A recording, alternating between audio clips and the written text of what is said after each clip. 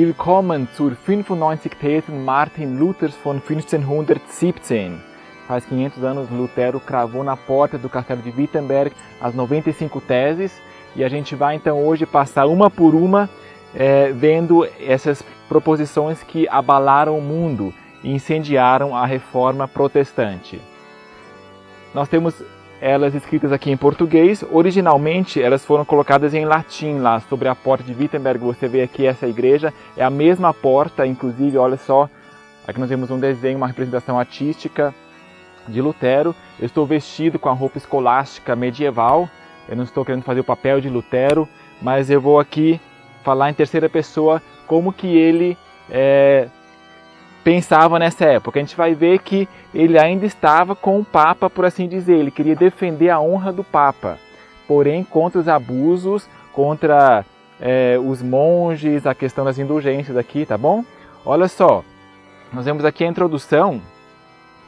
Por amor à verdade, no empenho de elucidá-la, discutir-se-á o seguinte em Wittenberg, sob a presidência do reverendo padre Martinho Lutero, mestre de artes e de santa teologia, professor catedrático desta última, naquela localidade. Por esta razão, ele solicita que os que não puderem estar presentes e debater conosco oralmente, o façam por escrito, mesmo que ausentes. Em nome do nosso Senhor Jesus Cristo. Amém. Ele foi cravar essas teses na véspera do Dia de Todos os Santos, que é dia 1º de novembro. Essa igreja tinha uma grande coleção de relíquias que em certos dias santos eram expostos, e as pessoas vinham e quem confessasse teria então absolvição dos seus pecados e tudo mais, entendeu? Então ele cravou isso ali pessoalmente e falou que no dia seguinte quem quiser protestar, quem quiser falar contra, ele estaria à disposição para responder dúvida e tudo mais. Nós vemos então 95 teses, só 95, né? Vamos lá, uma por uma então, começando aqui com uma rápida explicação em seguida. Ao dizer fazei penitência, o nosso Senhor e Mestre Jesus Cristo quis que toda a vida dos fiéis fosse penitência. Se trata de uma citação aqui da palavra na Vulgata em latim, penitência. Hoje em dia a gente fala arrependei-vos, né? Uma atitude de penitência, de arrependimento, contrição na vida do cristão deveria ser constante. Esta penitência não pode ser entendida como penitência sacramental, isto é, da confissão e satisfação celebrada pelo ministério dos sacerdotes. Essa atitude que deve caracterizar o cristão de penitência constante não é sinônimo da penitência sacramental. Se fosse hoje em dia, seria tipo fazer tantos Pai Nosso, Ave Maria, reza e assim por diante. Não, não é igual. Ele está exaltando o mandamento de Jesus acima da tradição católica, tá? Lutero estava argumentando contra Tetzel, que vendia indulgências, era tipo certificados que se você fizesse isso e aquilo, e esse castigo, ou então pagasse, que é a carta de indulgência, você teria certos direitos a ser liberto do purgatório, coisa assim, tá? Então, Lutero já tinha argumentado com Tetzel, mas não deu em nada, então decidiu fazer essa ação mais arrojada aqui. Vamos ao número 3. No entanto, ela não se refere apenas a uma penitência interior. Não há penitência interior se externamente não produzisse toda sorte de mortificação da carne. Em outras palavras, arrependimento verdadeiro vai produzir frutos, ou seja, mortificar a carne, crucificar o eu, negar as paixões, as vontades, vitória sobre o pecado. Número 4. Por consequência, a pena perdura enquanto persiste o ódio de si mesmo. Isto é a verdadeira penitência interior, ou seja, até a entrada do reino dos céus. Ele se refere aqui à pena porque supostamente a penitência da igreja sacramental, a carta de indulgência, deveria então anular a pena. E ele associa essa pena com o ódio de si mesmo, essa mortificação da carne, que deve ser algo constante, não momentânea, como a igreja na época da Idade Média, então propunha, e até hoje também. Número 5. O Papa não quer nem pode dispensar de quaisquer penas, senão daquelas que impôs por decisão própria ou dos cânones. Aqui então ele começa a construir em cima daquilo que ele já tinha dito. O arrependimento que é importante é o que Jesus falou, deve ser constante, e é diferente disso que o Papa, então, como representando o sistema católico, ele impõe. O Papa só pode liberar daquilo que ele mesmo pôs. É como se numa igreja o membro é disciplinado por 6 meses, tal, tá lá tipo cartão amarelo, então essa mesma comissão que deu o cartão amarelo para essa pessoa, tira esse castigo, tá? Vamos ao próximo aqui. O Papa não pode remitir culpa alguma senão declarando e confirmando que ela foi perdoada por Deus, ou, sem dúvida, remitindo-a nos casos reservados para si, e se estes forem desprezados, a culpa permanecerá por inteiro. O que isso quer dizer? O Papa só pode perdoar alguma culpa se Deus a perdoou. É claro que tem casos pessoais em que o Papa é uma coisa mais eclesiástica, em que ele perdoa, tipo essa disciplina eclesiástica que eu falei, que a pessoa é disciplinada, tudo bem. Ele tem certa autoridade, mas na verdade somente ele pode perdoar, de fato, se Deus perdoou. Número 7. Deus não perdoa a culpa de qualquer pessoa sem, ao mesmo tempo, sujeitá-la, em tudo humilhada, ao sacerdote, seu vigário. Perceba aqui que Lutero ainda é um bom católico e está sujeito ao sistema. E mesmo em seus anos mais tarde, depois, ele teria muito a dizer sobre a questão da submissão ao pastor, no caso já protestante luterano. É a mesma coisa também como se fosse uma disciplina eclesiástica, né, disciplinada por tantos meses e tal, e a Bíblia também tem um princípio de sujeitai-vos aos vossos guias, está na Bíblia também, né? 8. Os cânones penitenciais são impostos apenas aos vivos, segundo os mesmos cânones. Nada deve ser imposto aos moribundos. Cânones penitenciais são aquelas regras, os livros de regras que prescrevem a pessoa que fez isso tem que pagar tanto de pena, jejuns, castigos, ou então não participar da missa, da Santa Ceia, por tempo que pode até durar décadas. Tá? Então, ele diz aqui que isso não pode se aplicar aos moribundos, com respeito ao purgatório e tudo, não, somente aos vivos. Tá? Seria tipo a disciplina eclesiástica, somente aos vivos. Sem mexer com a questão da morte e purgatório. 9. Por isso, o Espírito Santo nos beneficia através do Papa quando este, em seus decretos, sempre exclui a circunstância da morte e da necessidade. Aqui nós vemos o lado do coração de Martinho Lutero, o lado amoroso dele, vendo o amor de Deus na questão. O Espírito Santo, então, ele é bondoso quando ele exclui essa questão. A pessoa que está morrendo não deve ser posta em pressão desnecessária, por causa que, senão, não seria realmente um arrependimento, seria uma coisa forçada, artificial.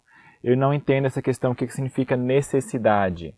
Se alguém tiver alguma dica nos comentários, pode colocar aqui, está na tese de número 9, aqui, da circunstância da necessidade. Vamos ao próximo, 10. Agem mal e sem conhecimento de causa aqueles sacerdotes que reservam aos moribundos penitências canônicas para o purgatório. E por quê? Porque está fora do manual da igreja, dos cânones penitenciais. Tá? Então, eles estão fora da regra e não podem fazer isso. Número 11. A erva daninha de transformar a pena canônica em pena do purgatório parece ter sido semeada enquanto os bispos certamente dormiam.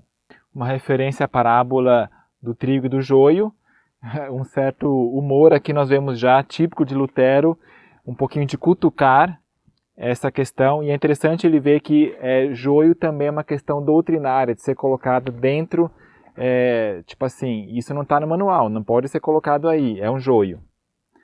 Vamos lá, próximo. Antigamente se impunham as penas canônicas, não depois, mas antes da absolvição, como verificação da verdadeira contrição. Na linguagem de Walter Weitzel, que era a minha igreja de volta, ele fala que antigamente era diferente.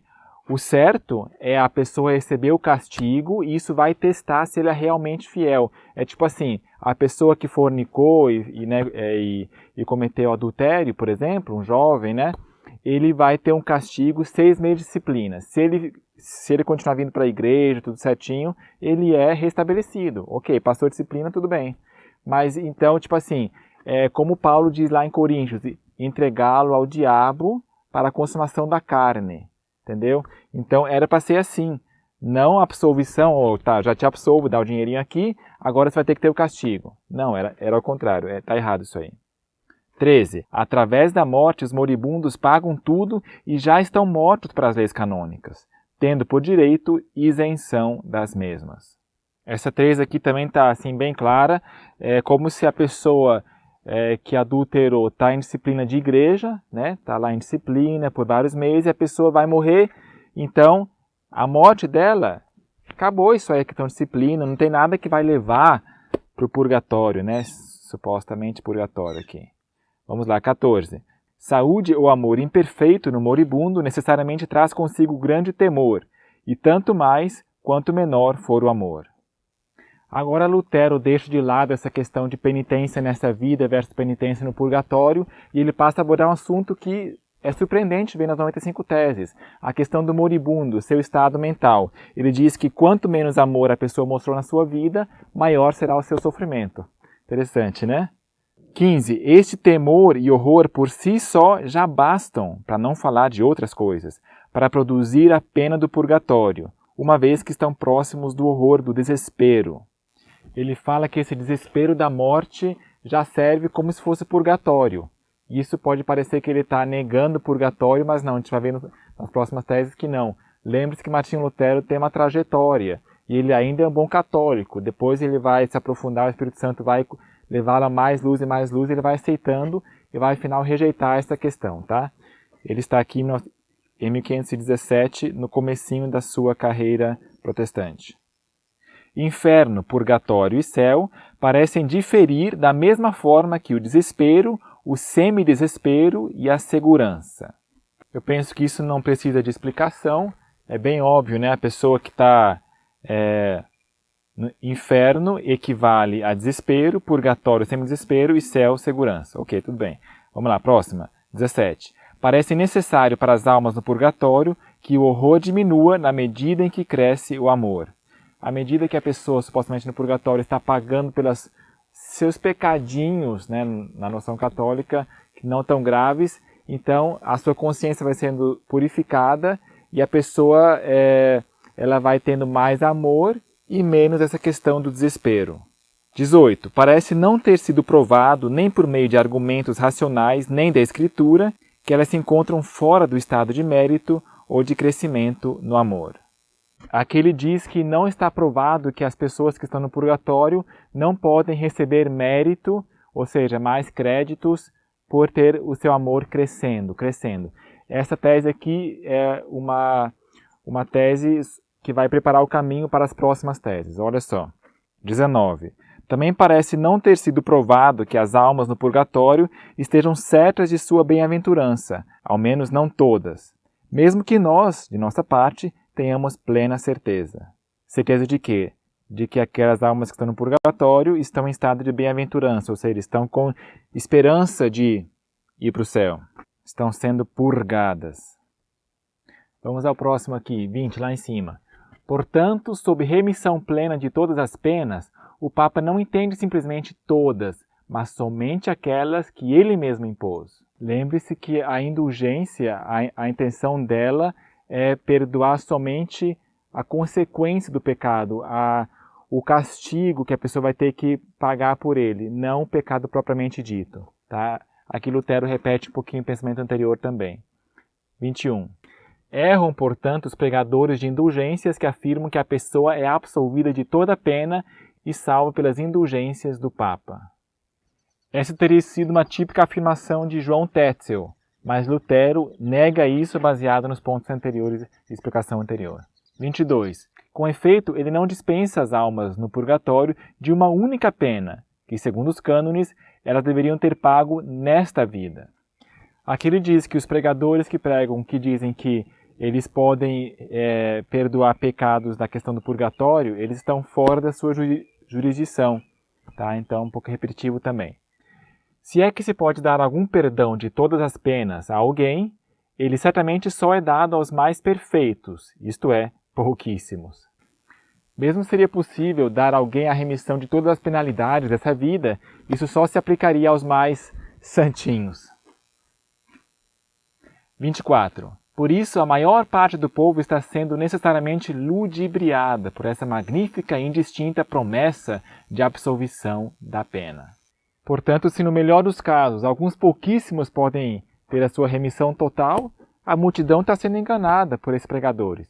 Eu tenho aqui comigo uma carta de indulgência uma amostra para você ver como é que era essa carta de indulgência aqui de Tetzel, que ele assinou pessoalmente. Olha só, vamos ver aqui. Que o Senhor Jesus Cristo tenha piedade de ti, NN, e te absolva pelos méritos da paixão mais santa. Eu, em virtude do poder apostólico que foi confiado a mim, te absolvo de todas as censuras eclesiásticas, julgamentos e penalidades em que possas ter incorrido. Ademais, de todos os excessos, pecados e crimes que possas ter cometido, por maiores e enormes que sejam, de qualquer causa, ainda que fossem reservadas para nosso Santíssimo Pai e Papa de nossa Sé Apostólica. Eu te expurgo de sequelas de inabilidade e de toda marca de infâmia que possa ter acarretado sobre ti mesmo nesta ocasião. Eu te redimo das penalidades que terias que sofrer no purgatório. Eu te restauro novamente da participação nos sacramentos da Igreja. Eu te reincorporo na comunhão dos crentes. Eu te restabeleço na pureza e inocência que tinhas por ocasião do teu batismo.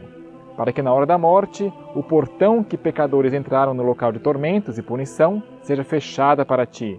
E por outro lado, o portão que conduz ao paraíso de alegria seja aberta. E se não morreres por longos anos, esta graça permanecerá inalterada até que a tua última hora chegue. Em nome do Pai, Filho e Espírito Santo. Amém. João Tetzel ia de cidade em cidade, fazia primeiro uma pequena fanfarra, apresentação, uma dramatização, as pessoas iam para a igreja, ele fazia, incutia mais medo, então se pagava e se recebia esse documento que supostamente libertava. Tetzel tinha autorização do príncipe de Mainz, o eleitor lá da Saxônia, junto com o Papa, eles dois fizeram uma confabulação para supostamente pagar a Basílica de São Pedro, a renovação, porque a antiga estava já caindo aos pedaços, então queriam fazer uma coisa muito grande ali em Roma, com esse dinheiro. 25. O mesmo poder que o Papa tem sobre o purgatório de modo geral, qualquer bispo e cura tem em sua diocese e paróquia em particular. Então se compara essas duas jurisdições, a do Papa sobre o purgatório e a de um bispo sobre a sua jurisdição ali. Isso aí pode parecer confuso, a menos que você continue lendo. Isso aí é como se fosse uma frase inicial. Olha só, vamos continuar lendo e você vai entender melhor. 26. O Papa faz muito bem ao dar remissão às almas, não pelo poder das chaves, que ele não tem, mas por meio de intercessão. O parênteses pertence ao texto, é de Lutero, porém aqui parece ter sido uma má tradução do latim para as outras línguas. Uma certa tradução diz que ele não pode exercer. Enfim, diz que o Papa não pode ter autoridade sobre a questão do purgatório com as chaves, somente sobre os vivos. Tá? Então aqui diz que o Papa pode até interceder pelas pessoas que estão no purgatório, mas a autoridade, tipo uma intercessão é um pedido para que Deus perdoe, mas a autoridade de perdoar mesmo é de Deus. O Papa só tem autoridade sobre a questão das pessoas nesta vida. 27. Pregam doutrina humana os que dizem que, tão logo tintilar a moeda lançada na caixa, a alma sairá voando. Essa frase aqui é típica, muito usada por Lutero, em alemão rima. Diz assim, so wie das Geld im Kasten klingt, die Seele aus dem Fegefeuer springt. Realmente afirmar isso é um cúmulo, é uma arrogância e pregam doutrinas humanas quem diz isso. 28. Certo é que, ao tintilar a moeda na caixa, podem aumentar o lucro e a cobiça, mas o resultado da intercessão da Igreja é o poder de Deus. Aqui Lutero inverte a lança e diz que é desse jeito. É a intercessão da Igreja, não o dinheiro, que produz o poder de Deus. 29. E quem é que sabe se todas as almas no purgatório querem ser resgatadas? Como na lenda de São Severino e São Pascoal.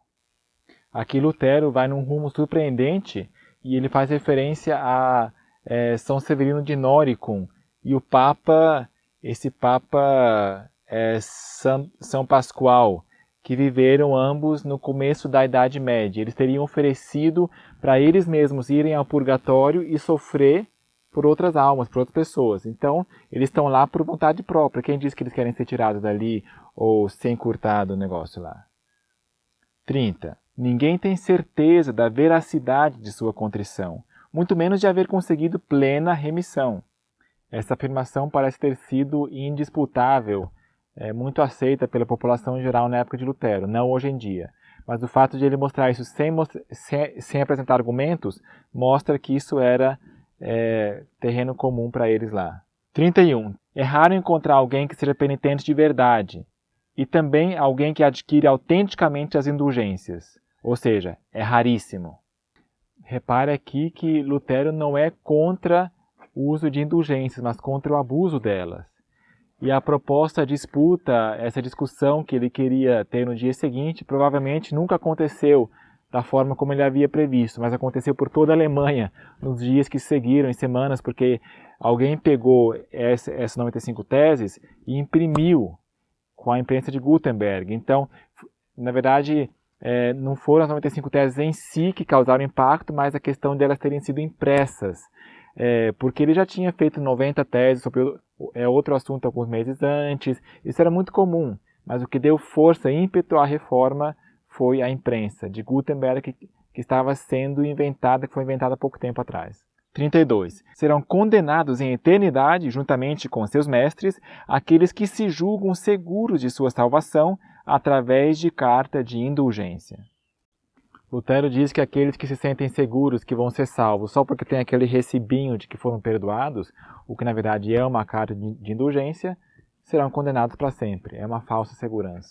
33. Deve-se ter muita cautela com aqueles que dizem ser as indulgências do Papa, aquela inestimável dádiva de Deus através da qual a pessoa é reconciliada com Deus. Então, para ter cuidado com aqueles que afirmam que a carta de indulgência vai reconciliá-los com Deus, com o céu. Não. O propósito é somente dar liberação, absolvição de certas penitências, certos castigos temporais que a igreja deu. Usando aquele velho exemplo que eu falei antes, a pessoa faz tipo fornicação, sexo antes do casamento, a igreja dá então 6 meses de disciplina, está disciplinada, que é tipo cartão amarelo. Então a carta de indulgência pode mexer nessa questão, nesse nível, não na questão de reconciliação com Deus, vertical.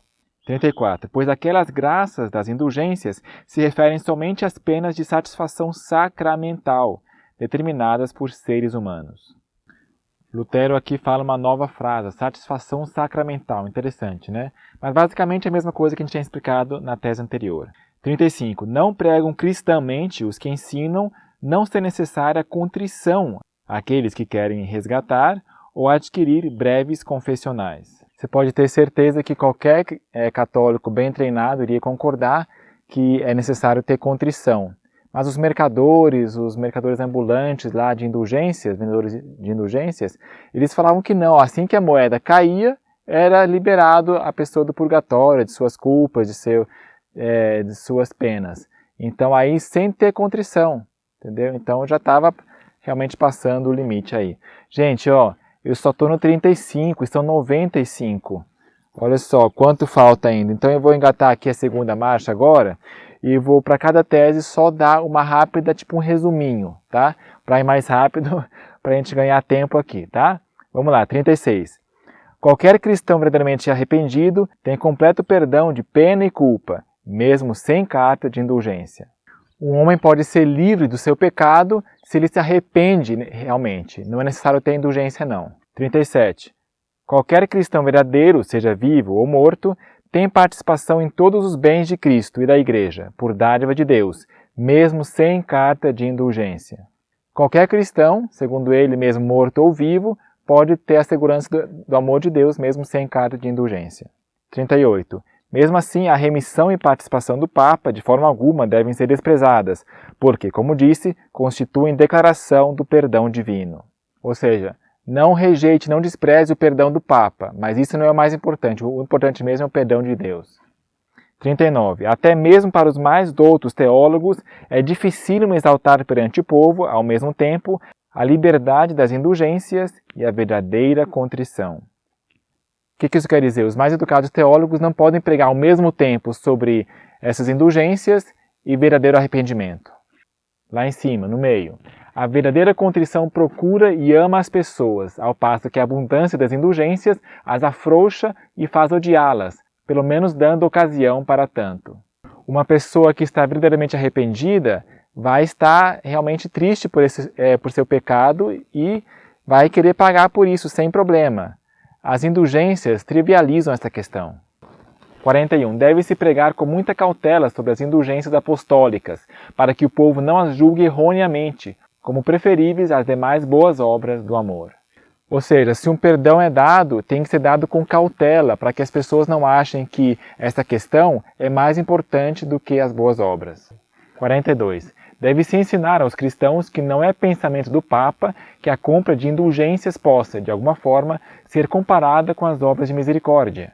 Aos cristãos deve-se ensinar que essa questão de poder comprar indulgências não pode ser comparada com ser perdoado por Deus. Deve-se ensinar aos cristãos que, dando ao pobre ou emprestando ao necessitado, procedem melhor do que se comprassem indulgências. Bem óbvio essa, né? Vamos ao próximo, 44. Ocorre que, através da obra de amor, cresce o amor e a pessoa se torna melhor, ao passo que, com as indulgências, ela não se torna melhor, mas apenas mais livre da pena. Também faz muito sentido, a pessoa que compra a pena não tem o seu caráter melhorado, mas simplesmente tem essa noção de ser liberto da pena. Deve-se ensinar aos cristãos que quem vê um carente e o negligencia para gastar com indulgências, obtém para si não as indulgências do Papa, mas a ira de Deus. Isso aí está em sintonia com o que Jesus ensinou lá na parábola, que vocês me viram pobre, necessitado e nu e não me ajudaram, foi a mim que vocês não o fizeram. Deve-se ensinar aos cristãos que, se não tiverem bens em abundância, devem conservar o que é necessário para a sua casa, e de forma alguma desperdiçar dinheiro com indulgência. Uau! A questão da indulgência não é tão importante quanto as necessidades diárias. 47. Deve-se ensinar aos cristãos que a compra de indulgências é livre e não constitui obrigação. Não é necessário. Deve-se ensinar aos cristãos que, ao conceder indulgências, o Papa, assim como mais necessita, da mesma forma mais deseja uma oração devota a seu favor do que o dinheiro que se está pronto a pagar. Lutero aqui está atribuindo uma boa intenção ao Papa. Bonito isso, não é?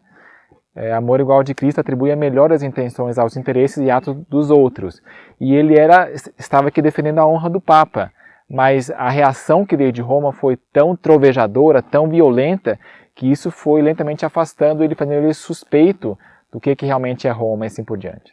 49. Deve-se ensinar aos cristãos que as indulgências do Papa são úteis se não depositam sua confiança nelas, porém extremamente prejudiciais se perdem o temor de Deus por causa delas. Jamais pôr a confiança numa indulgência, mas ter o temor de Deus.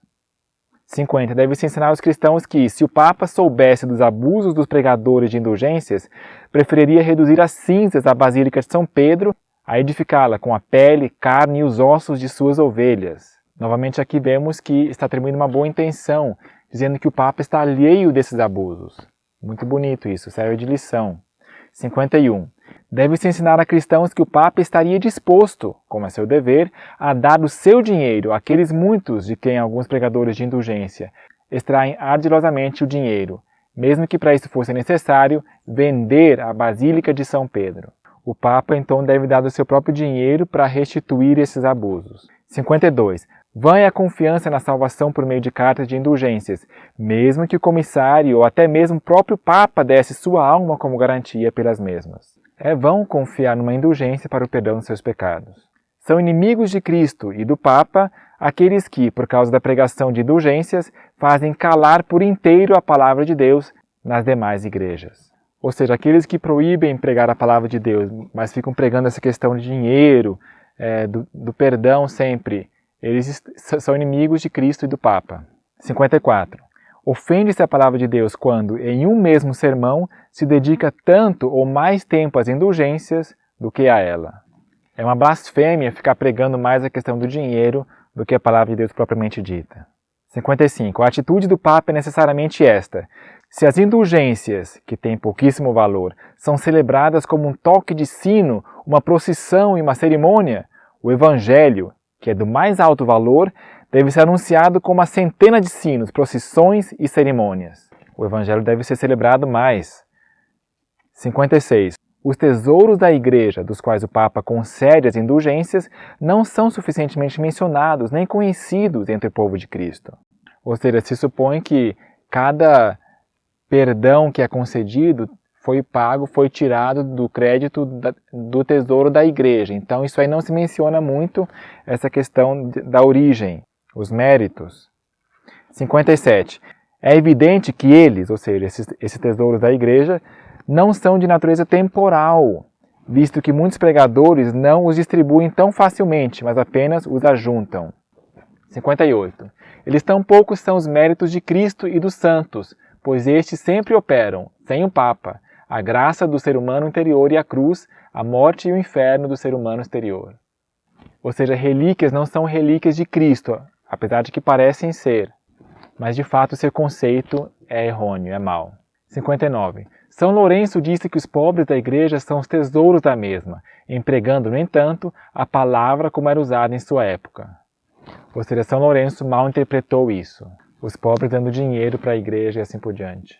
É sem temeridade que dizemos que as chaves da igreja, que lhe foram proporcionadas pelo mérito de Cristo, constituem este tesouro.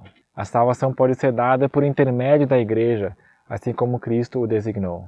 Pois está claro que, para a remissão das penas e dos casos, o poder do Papa por si só é suficiente.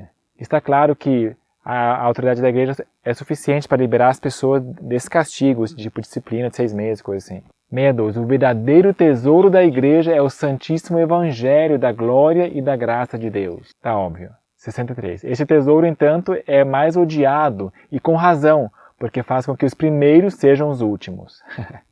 64.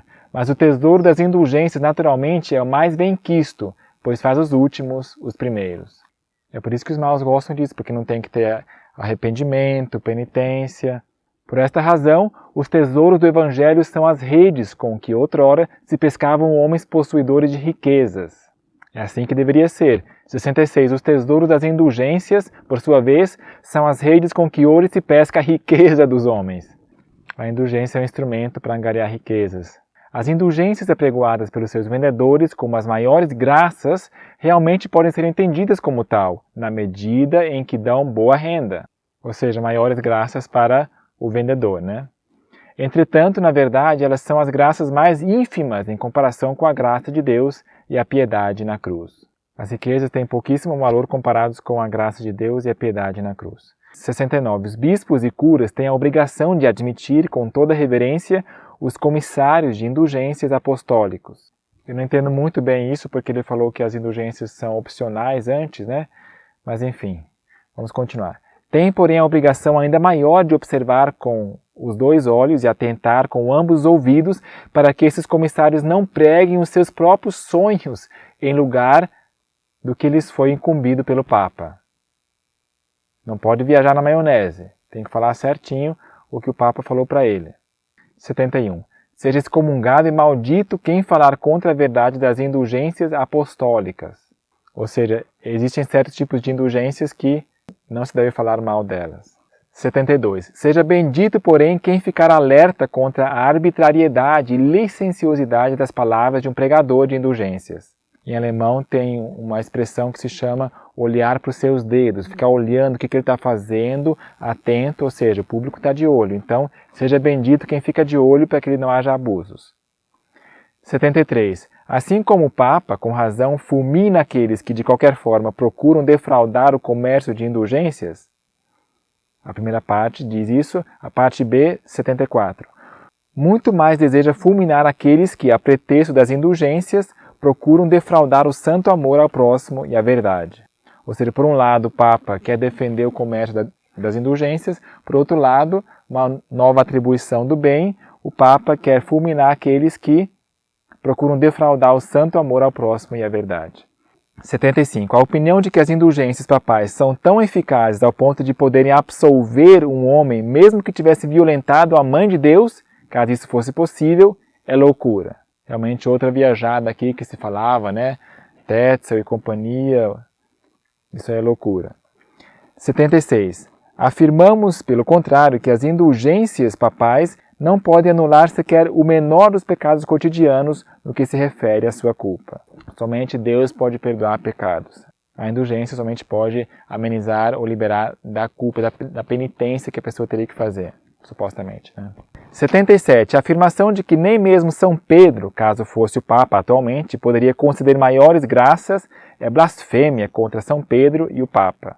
Outra viajada de Tetzel aqui, né? Incrível o que ele alegava. Afirmamos, ao contrário, que também este, assim como qualquer Papa, tem graças maiores, quais sejam o Evangelho, os poderes, os dons de curar, etc., como está escrito em 1 Coríntios 12, 28. Olha aqui Lutero afirmando, citando a Bíblia, a lei e o testemunho. Última coluna aqui, é blasfêmia dizer que a cruz com as armas do Papa, insignemente erguida, equivale à cruz de Cristo. 80. Terão que prestar contas os bispos, curas e teólogos que permitem que semelhantes conversas sejam difundidas entre o povo. Pecado por omissão. A pessoa tem que estar ativa, o bispo tem que estar vigiando e não deixar que essas conversas, coisas assim, sejam difundidas no WhatsApp da época de boca em boca. 81. Essa licenciosa pregação de indulgências faz com que não seja fácil, nem para os homens doutos, defender a dignidade do Papa contra calúnias ou perguntas, sem dúvida argutas, dos leigos. Ou seja, esses pregadores, como Tetzel, fazem com que pessoas questionadoras inteligentes pareçam que estão desrespeitando o Papa, mas não é assim, eles estão defendendo a honra do Papa, assim como Lutero está tentando fazer. 82. Por exemplo, por que o Papa não evacua o purgatório por causa do Santíssimo Amor, o que seria a mais justa de todas as causas, se redime um número infinito de almas por causa do funestíssimo dinheiro para a construção da Basílica, que é uma causa tão insignificante em comparação. Então ele mostra aqui o que é mais importante, a Basílica ou salvar a alma, salvar a alma. Por que o Papa não evacua o purgatório? Do mesmo modo, por que se mantém as exéquias e os aniversários dos falecidos e por que ele não restitui ou permite que se recebam de volta as doações efetuadas em favor deles, visto que já não é justo orar pelos redimidos? Ou seja, indulgências compradas em favor dos mortos devem ser pagos de volta pelo Papa, restituídos. 84. Do mesmo modo, por que a nova piedade de Deus e do Papa é essa? Por causa do dinheiro, permitem ao ímpio inimigo redimir uma alma piedosa e amiga de Deus, porém não a redimem por causa da necessidade da mesma alma piedosa e dileta, por amor gratuito. Ou seja, homens maus e ricos não podem comprar salvação se homens pobres e que são amigas de Deus não podem. Do mesmo modo, por que os cânones penitenciais, de fato e por desuso já muito revogados e mortos, ainda assim são redimidos com dinheiro, pela concessão de indulgências, como se ainda estivessem em pleno vigor? Ou seja, por que indulgências ainda são compradas da Igreja? Do mesmo modo, por que o Papa, cuja fortuna hoje é maior do que a dos mais ricos crassos, não constrói com seu próprio dinheiro, ao menos esta uma Basílica de São Pedro, ao invés de fazê-lo com o dinheiro dos pobres fiéis? Uau, impressionante essa tese 86, hein? Por que o Papa não constrói com seu dinheiro essa uma basílica, mas também essa dos tadinhos aqui? 87. Do mesmo modo, o que é que o Papa perdoa e concede àqueles que, pela contrição perfeita, têm direito à remissão e participação plenária? Ou seja, aqueles que fizeram contrição certinho, mas mesmo sem carta de indulgência, o que o Papa dá para esses? Nada. 88. Do mesmo modo, que benefício maior se poderia proporcionar à Igreja do que se o Papa, assim como agora o faz uma vez, da mesma forma concedesse essas remissões e participações 100 vezes ao dia a qualquer dos fiéis? Já pensou se o Papa realmente pudesse fazer muito mais bem? 89. Já que com as indulgências o Papa procura mais a salvação das almas do que do dinheiro, por que suspende as cartas de indulgência outrora já concedidas, se são igualmente eficazes? Ou seja, falando, olha, aquelas cartas lá do ano tal para trás não são mais válidas, tem que comprar de novo. Por que ele faz isso? Se a preocupação dele supostamente é a salvação de almas e não do dinheiro. 90. Estamos chegando. Reprimir esses argumentos muito perspicazes dos leigos somente pela força, sem refutá-los, apresentando razões, significa expor a Igreja e o Papa à zombaria dos inimigos e desgraçar os cristãos. Querer reforçar, não, você tem que crer isso, sem dar argumento, mas só porque é a Igreja, a autoridade da Igreja, creia assim, faça assado. Isso aí expõe a zombaria. Se, portanto, as indulgências fossem pregadas em conformidade com o espírito e a opinião do Papa, todas essas objeções poderiam ser facilmente respondidas e nem mesmo teriam surgido. Se tudo fosse seguido conforme o Papa tinha planejado, não teria essa dificuldade agora. Atribuindo uma boa intenção. Ó. 92.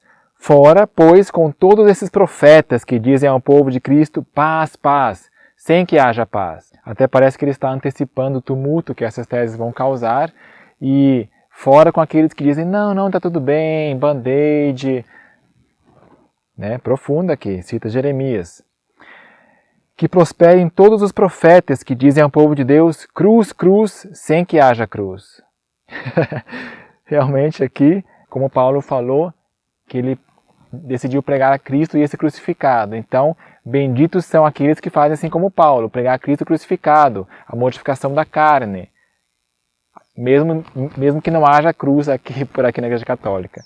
Mesmo que essa mensagem seja impopular. Porque cruzes físicas certamente havia muitas. 94. Devem-se exortar os cristãos a que se esforcem por seguir a Cristo, seu cabeça, através das penas, da morte e do inferno. Uau, que mensagem de vitória sobre o pecado, hein? De se esforçar, de colaborar com Deus, de sofrer essas penas. Não é aquele evangelho de graça, não. Realmente temos que fazer a nossa parte e como diz lá em Atos, né, que vamos obter a salvação através de muitas penas. E a última tese, qual que é a cereja do bolo aqui? E assim, a que confiem que entrarão no céu antes de muitas tribulações, aqui está o texto de Atos, do que pela segurança da paz.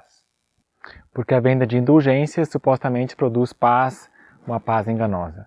Queridos, chegamos ao final das 95 teses, e qual será que foi a repercussão? Olha só, eu queria dizer para você que um grande fator do sucesso de Lutero na Reforma, em contraste com outros que não tiveram tanto sucesso como Hus, assim, sucesso eu digo tanto impacto. Hus teve muito efeito como fermento, mas ele morreu. Então por que Lutero não morreu? Em parte porque teve o apoio de governantes.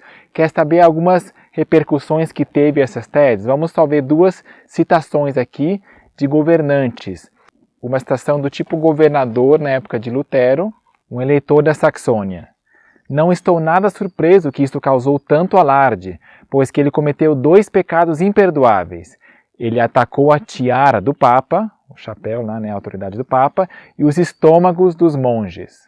Ou seja, agora a causa dos monges vai estar em perigo, né, esses abusos e tudo mais. Agora, o imperador Maximiliano, que foi o predecessor de Carlos V, leu e se admirou das teses do monge de Wittenberg. Ele percebeu sua habilidade e anteviu que este obscuro agostiniano um dia poderia se tornar um forte aliado da Alemanha em sua luta contra Roma. Olha só, em sua luta contra Roma. Assim, ele disse ao eleitor da Saxônia, por seu mensageiro, cuide bem do monge Lutero, pois pode chegar o tempo em que precisaremos dele. Você pode ver que a atmosfera estava bem tensa entre Roma e ali o governo da Alemanha e assim por diante, o Sacro Império Romano Germânico. Eu queria ler aqui, para finalizar, um resumo das 95 teses, escrito nesse livro aqui, O Grande Conflito, de Ellen White. Suas proposições atraíram a atenção geral. Eram lidas e relidas e repetidas em todos os lados. Estabeleceu-se grande excitação na universidade e na cidade inteira. Olha só o resumo agora. Mostravam essas teses que o poder de conferir o perdão do pecado e remir de sua pena jamais fora confiado ao Papa ou a qualquer outro homem. Lembra que a gente falou que o Papa pode até mexer com a questão eclesiástica, mas não o perdão de Deus. Todo esse plano era uma farsa, um artifício para extorquir dinheiro, valendo-se das superstições do povo. Expediente de Satanás para destruir a alma de todos os que confiassem em suas pretensões mentirosas. Mostrou-se também claramente que o Evangelho de Cristo é o mais valioso tesouro da Igreja e que a graça de Deus, nele revelada, é livremente concedida a todos os que a buscam com arrependimento e fé. Queridos, eu gostaria de fazer um presente, um brinde para você que assistiu até o finalzinho agora, é uma surpresa que estou fazendo. Eu quero dar de presente para vocês esse livro aqui, o Grande Conflito. Nós estamos imprimindo uma versão que é praticamente igual, mas é uma outra tradução, chamada A Grande Controvérsia. Mas é a mesma coisa, basicamente, tá? Esse livro aqui mostra a dimensão vertical da história, os bastidores, não só a história propriamente dita, mas também o significado espiritual, bíblico, comparando a reforma e assim por diante, tá? Meu nome é Daniel Silveira, eu gostaria de mandar para vocês, meu WhatsApp está aqui embaixo, você pode me contatar por ele, por favor, e eu vou mandar, então, um exemplar para o seu endereço, gratuitamente, é só mandar o seu endereço e dizer que você assistiu o vídeo e tal, ok? Então, Deus abençoe você e que a reforma continue viva. Herdeiros da reforma, mantenhamos essa chama viva, porque a reforma não terminou com Lutero, como alguns afirmam. Ela vai continuar e ficar mais forte até a vinda do Senhor Jesus. Amém? Deus abençoe você e até mais.